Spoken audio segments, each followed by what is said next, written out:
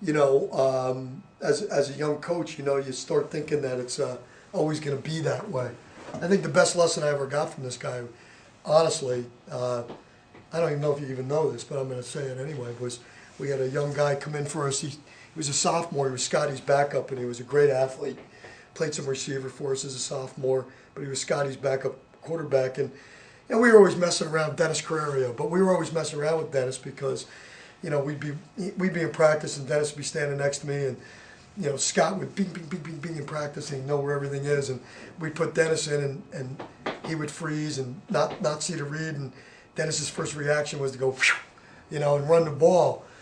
And I'll never forget the next year in camp, Dennis was struggling because I wasn't grasping the fact that I didn't have Scott Brown anymore, and you know, we were probably going a little bit too fast. We were probably asking Dennis to do a lot of things that he couldn't process.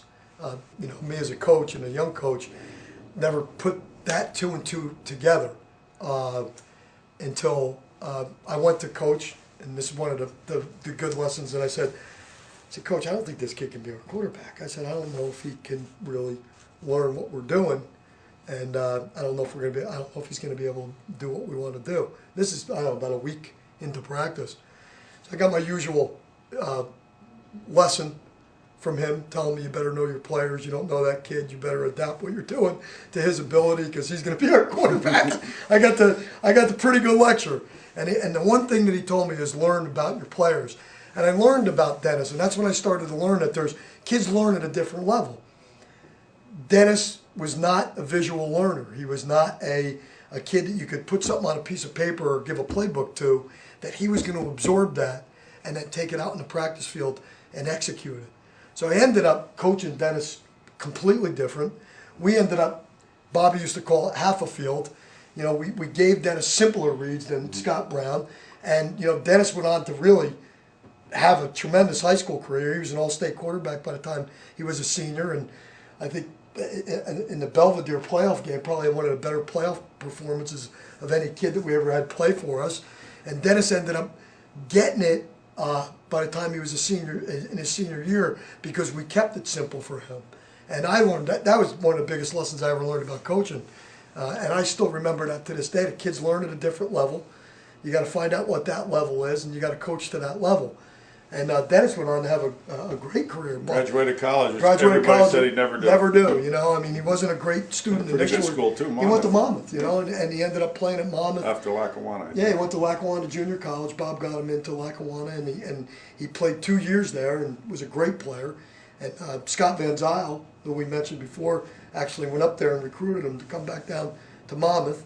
And Dennis ended up playing 2 years at Monmouth and having a great career. But that was probably the best coaching lesson that I ever got from anybody, and I still remember it to this day, because you come out of all those years winning, and as a young coach you actually think that it's your offense and the plays that you're calling, and you know this is going to just continue on, and then you realize that kids graduate and not everybody learns the same, and I think that's probably the best lesson I ever got as a coach, to be honest with you. That kid, that one kid, and that one situation changed the way you coach. Really, to this day, changed the way I coach. I approach every quarterback in a, you know, I'm transitioning now from, you know, Chris Heredia, who, again, you know, I'll never forget that story too. A friend of mine that follows Butler football religiously, and I'm not involved in junior football as much as I used to be, so I don't see the kids play. But Chris came in. I'll never forget somebody saying, "Well, who's your quarterback going to be?" And I said, "Well, probably Chris Heredia," when he was a junior, and the guy goes, "Really?" I said, "Yeah, I like him. I like what he does." But we really adapted to what Chris could do, and that was read a defense and sling the ball. And it's different. And now, again, using what I learned a long time ago, I got a transition year coming in where I got a bigger physical quarterback that can run the football a little bit and can't quite sling it as great as Chris, but nonetheless, we're going to change up a little bit, and so those are the things that you need to do if you want to stay good. Because people always ask me, "You guys always have a great quarterback at Butler." It's not an accident. It's a long tree of coaching. It's a long lesson of being able to adapt what we do to the kid that we have, and fit the piece more than anything. You know, I can't make every kid do what Scott Brown did. I guess that's the lesson. You know, because there's only one him.